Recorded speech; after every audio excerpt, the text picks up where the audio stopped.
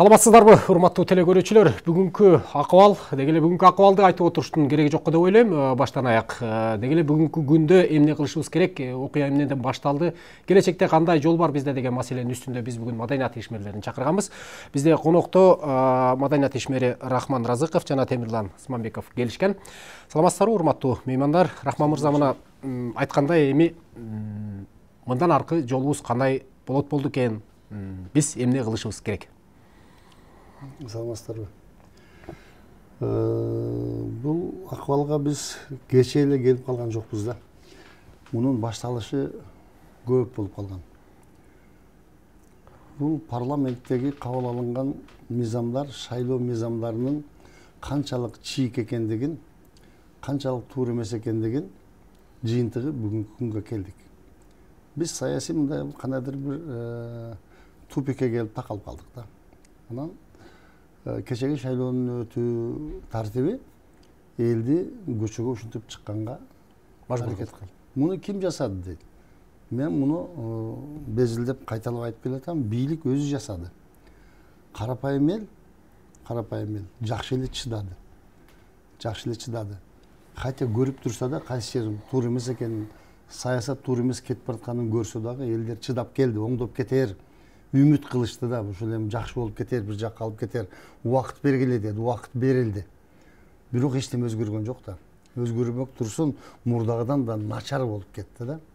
Муна бийликтин партиялары дегендер парламенттеги 120 орундун 117син чөнтөгүнө салып алганда, мыйзамсыз салып алганда, анан бул акыркы точка болду дагы, анан кечеги иш болду. Ушундай болуп кетет, мындай кылбагыла деп канча айтып аттык. Канча какшап аттык.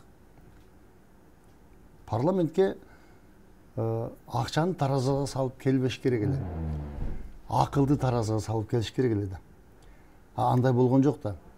Биздин шайлоо мыйзамдары 5 миллион акчаң жок болсо, баш оорутуп бу жакка келбе. 5 миң китеп окугандар келсин деп айткан жокпуз да. Биз 5 миллион акчасы барлар келсин дедик.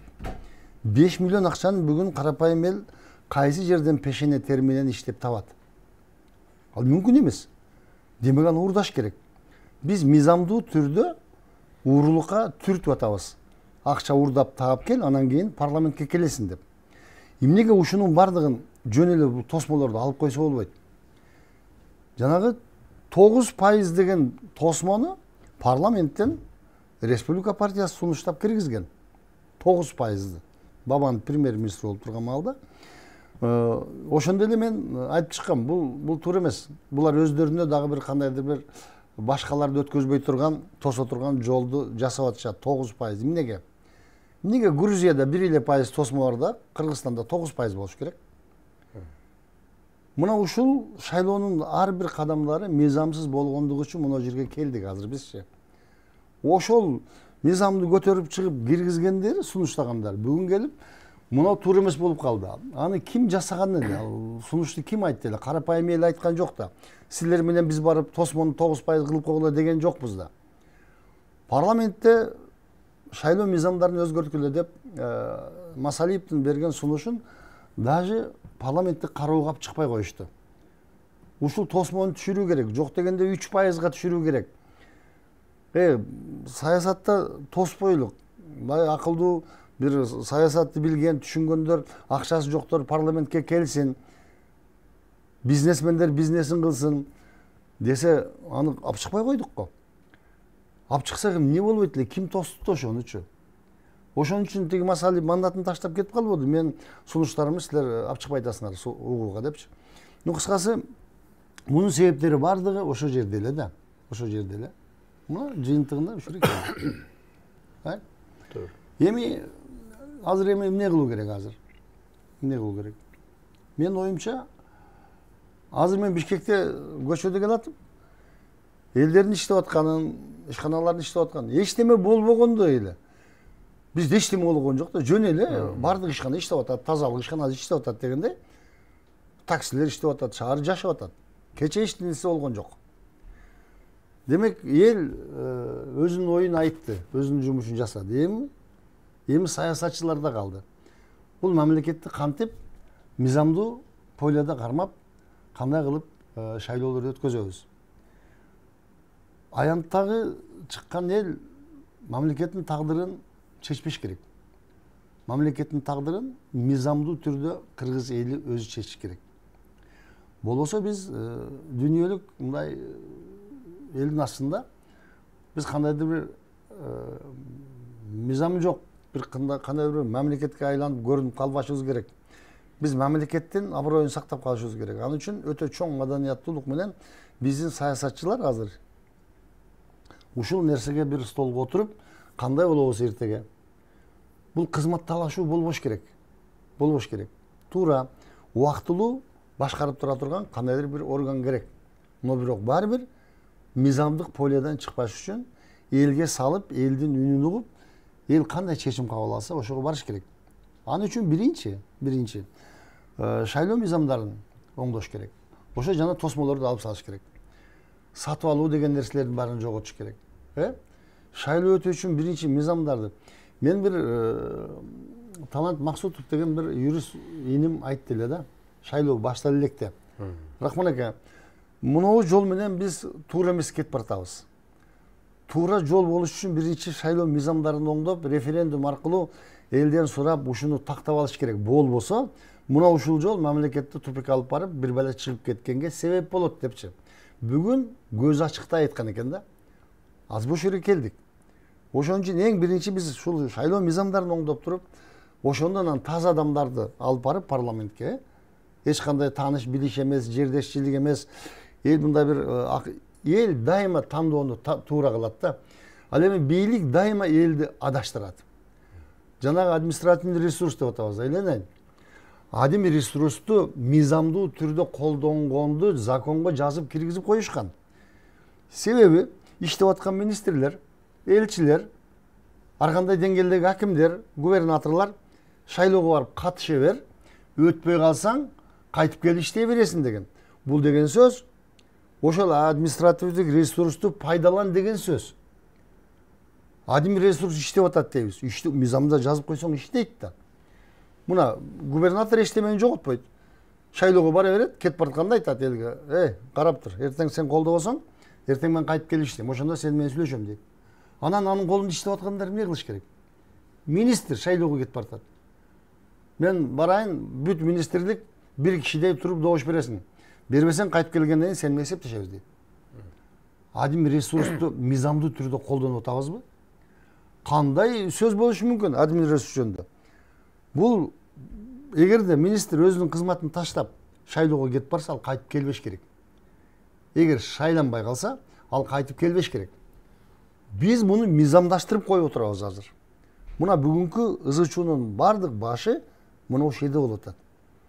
Ошон үчүн азыр эми саясатчылар да калды. Ошон үчүн булар бир элди чогултуп, бир столго отурушуп, ишенимдүү кадамдарга барыш керек. Темирлан мырза, сиз кандай ойлойсуз? Эми негизинен мына Рахман мырза абдан туура айтты.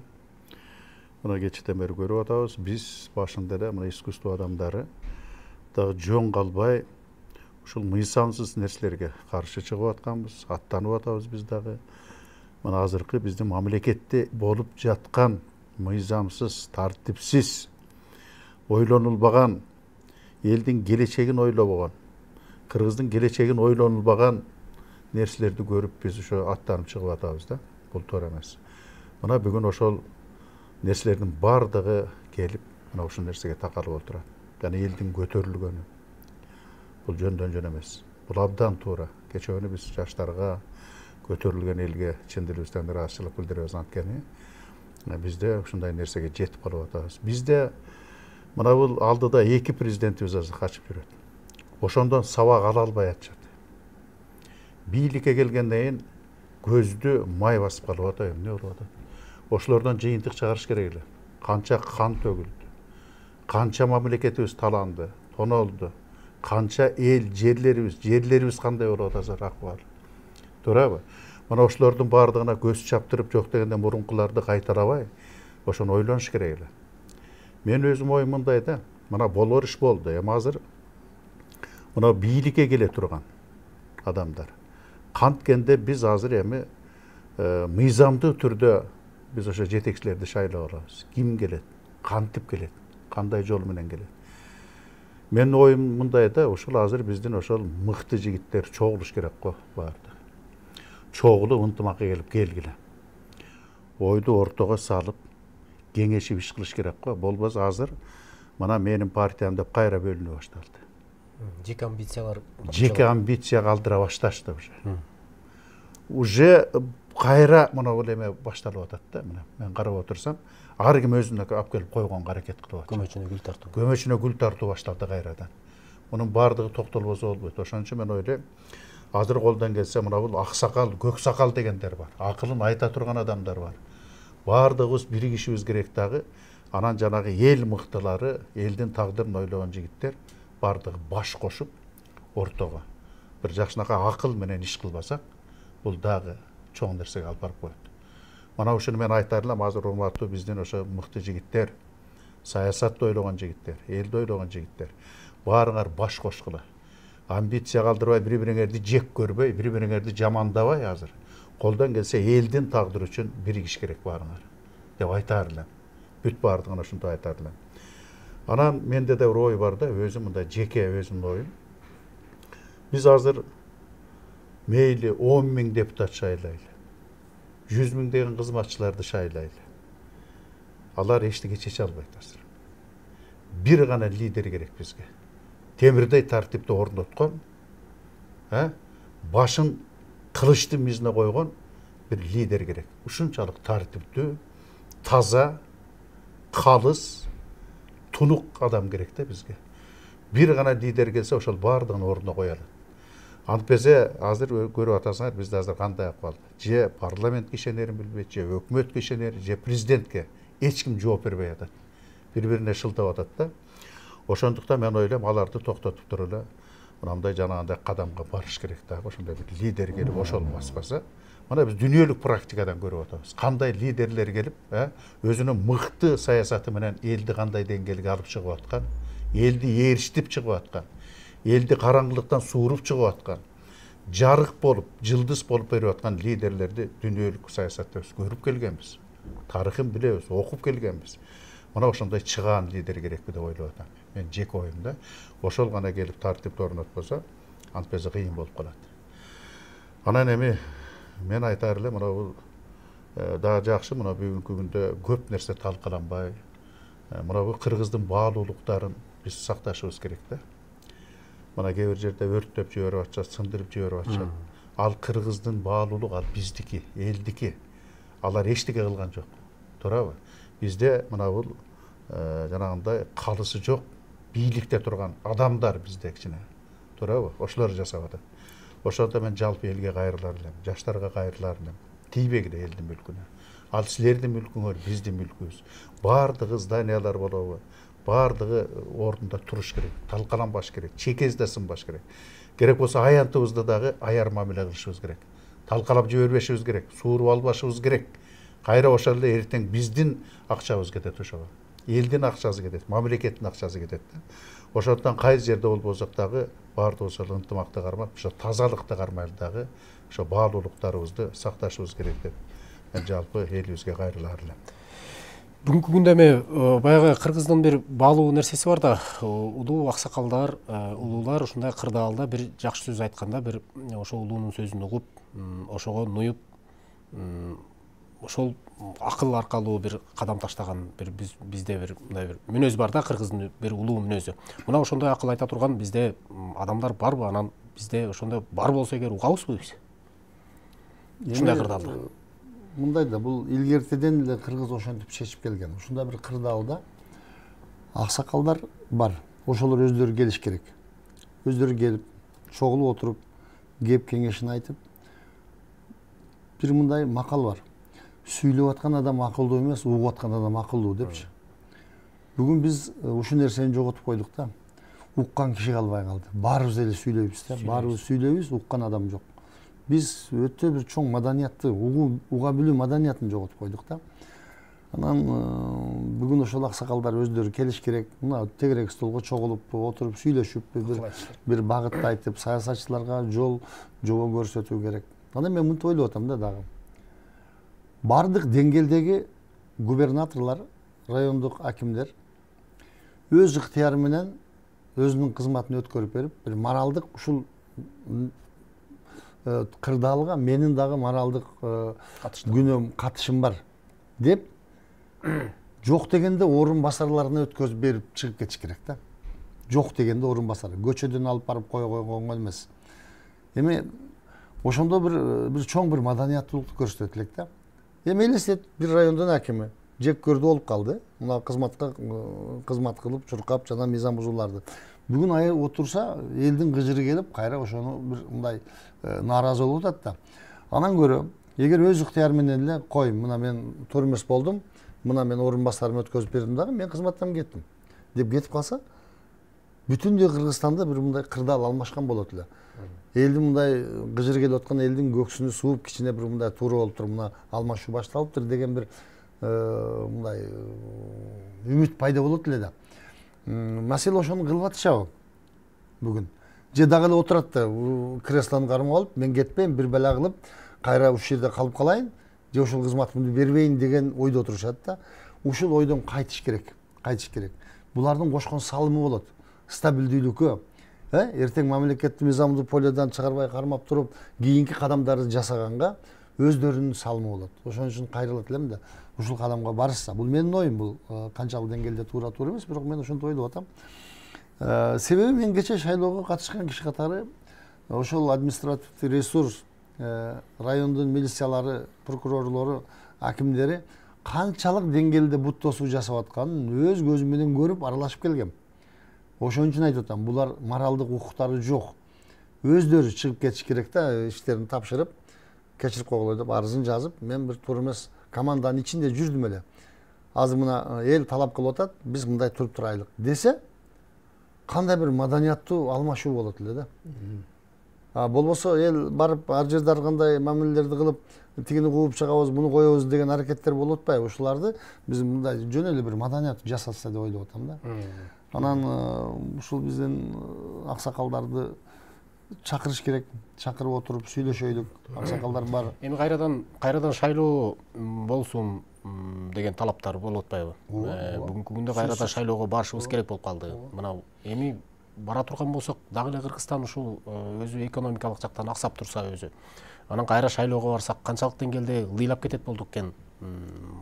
Буну менен биз эмнени далилдей алдык дагы, эмнеге чыга алдык, эмнени ачыкка чыгара алдык бул жерде? Мен айтып атам го, биринчи шайлоого барардан мурда шайлоо мыйзамын оңдош керек. Эгер биз кайра эле ушул система менен барсак, эртең кайра эле акча алуулар келип, кайра эле жанагы грабилди басабыз. Кайра эле ушул көрүнүш болот. Ушул көрүнүш болот. Эчтеме өзгөрбөйт. Биринчи биз оюндун правиласын тактап алайлычы. Шайлоо мыйзамдарын бардыгына мындай тегиз, жеткиликтүү, эч кимден бийик тура турган шартта кылбаш керек. Анан бийлик басбырлап аралашпаш керек. Элдин тандоосуна коюп койсоң, элдин таразасы так болот. Эл эч качан адашпайт, жаңылбайт. Жарым миллион адамды бир жерден учеттон чыгарып башка жака коюп атканды көрүп эле турду да бийликчи. Токтоткон жок го. Биз эми ошонун баарына ичинде аралашып жүрдүк го. Анан биз ошо формеки дегендин өзү эмне кереги бар? Мындай да, мен кечирип кой, жана кичине жиним келип кетет ушундай нерсени сүйлөгөндөчү. Эмне кереги бар эле форма 2 дегенди өзү киргизүүнүн?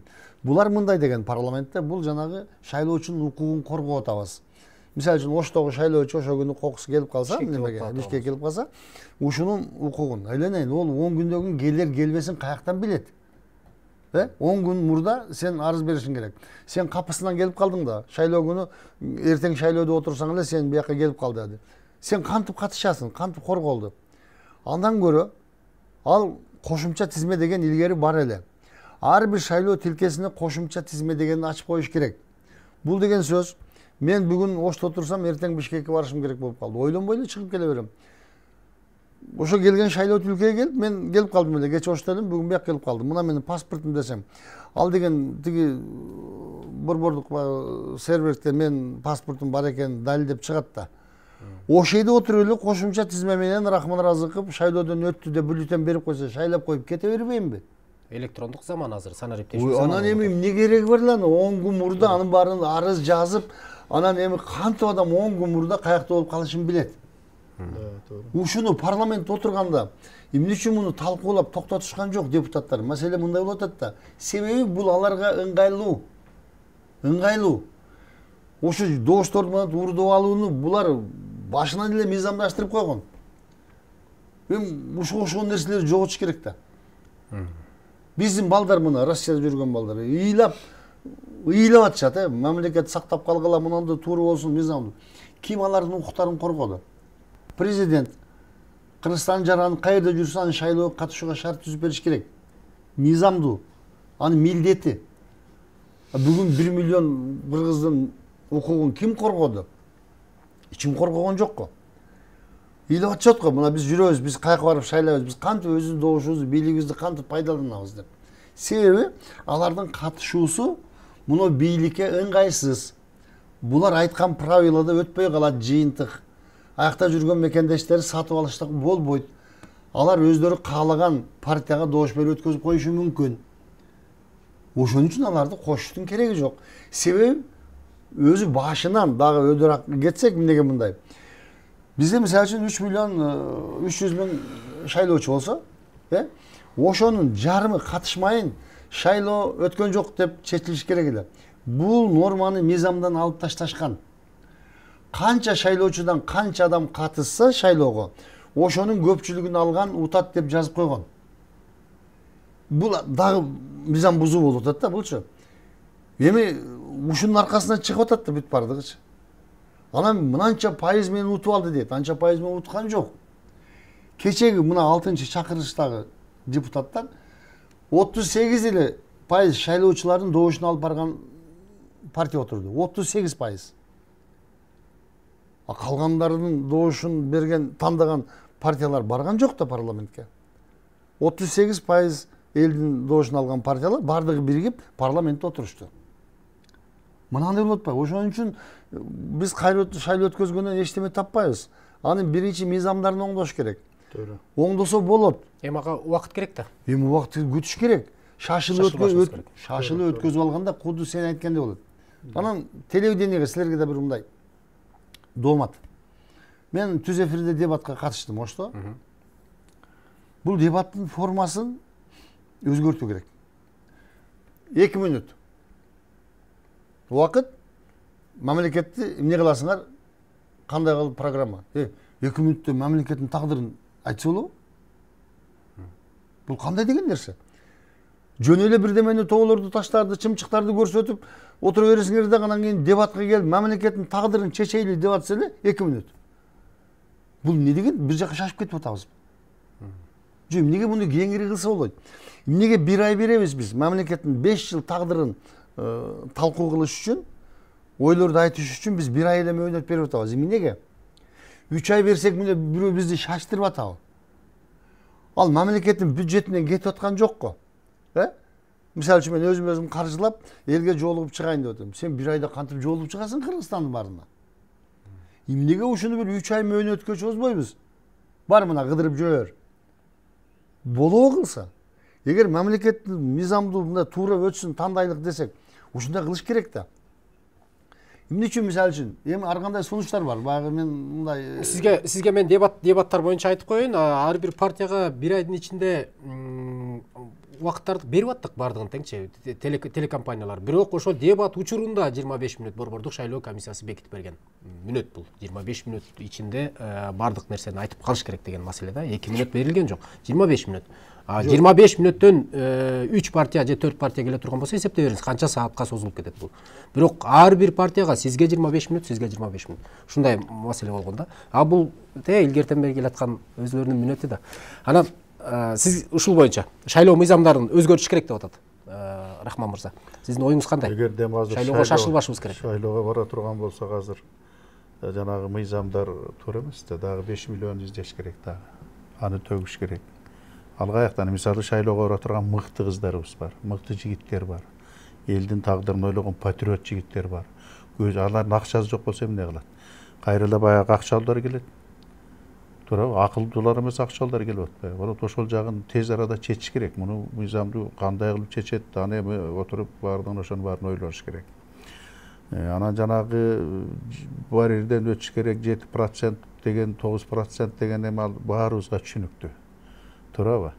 Вот ошолордун баарын алыш керек го. Мунун баардыгын жок кылыш керек. Азыр жетет го, мына элге тазалык керек болуп калды азыр. Чындык тазалык керек болуп калды.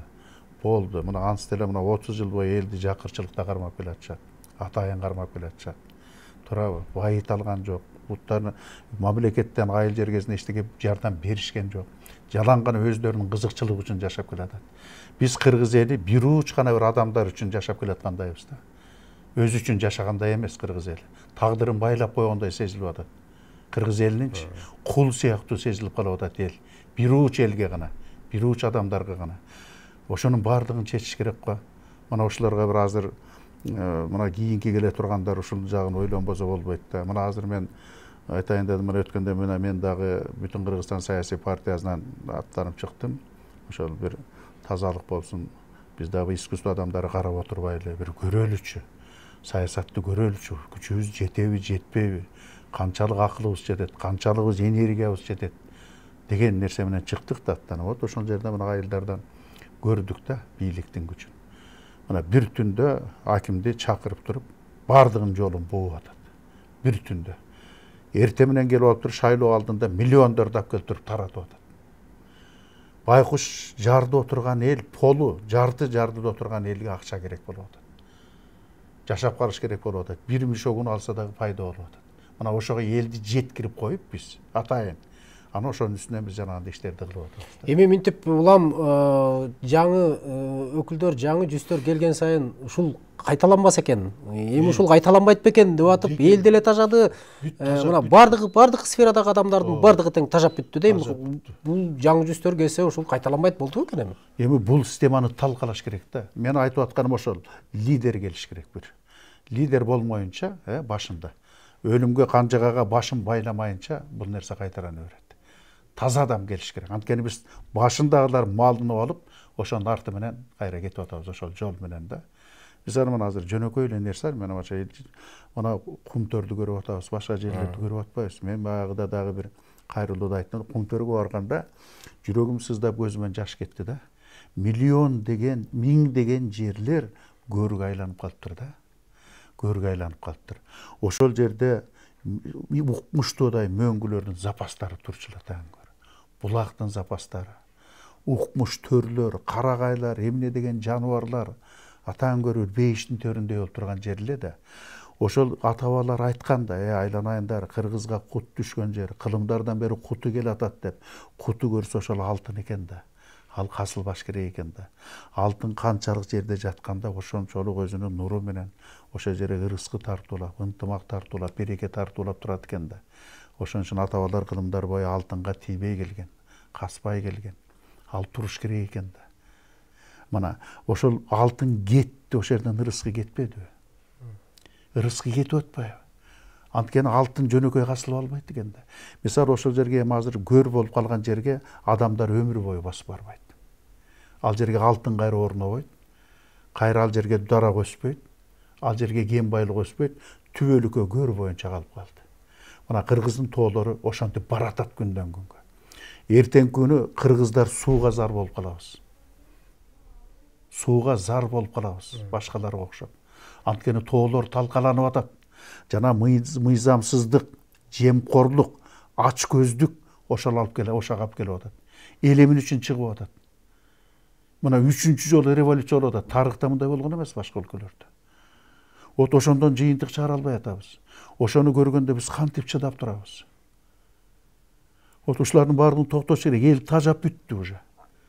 Таптакыр тажап бүттүк. Азыр мына мен ойлоп атам, бүт маданият кызматкерлер мындан өз карап турбайбыз. Эми биз да аттанабыз, билекти түрүп алып. Туура эмес нерсеге чыгабыз. Өлүмгө барыш керек эл үчүн, жер үчүн. Антпесек болбой калды. Мына ошонун баарын сактап калышыбыз. Эртең күнү кыргызды кор кылып коет булар. Мына азыр дүйнөлөрдү алып барып башка банктарга салып атат. Алтындарды салып атат. Ал жакта үйлөрдү салып атышат. Анын баарын көрүп атпайбызбы? Өздөрүнүн ыңгайлуу шарттарды издеп атат. А эл менен иши жок азыр.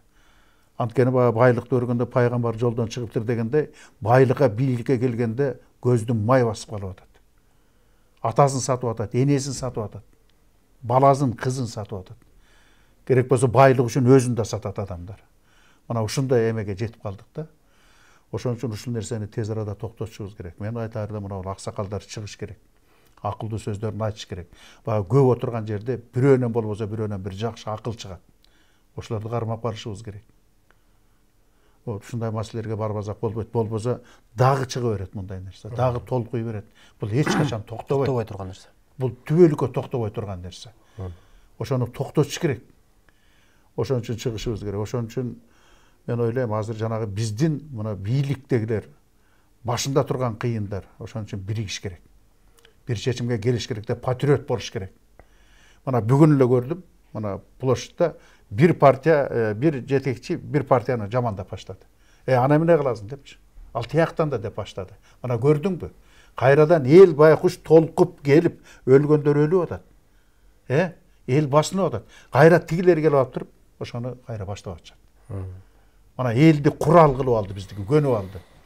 Мына энелерибиз ошо куралдын айынан үйдөгү кутун жоготуп, көчөдөгү бакырчак энелерге айланып баратат. Качан Кыргызда энелер колуна жумурткалып алып, белим бууп алып анан бакырып чыкчу эле.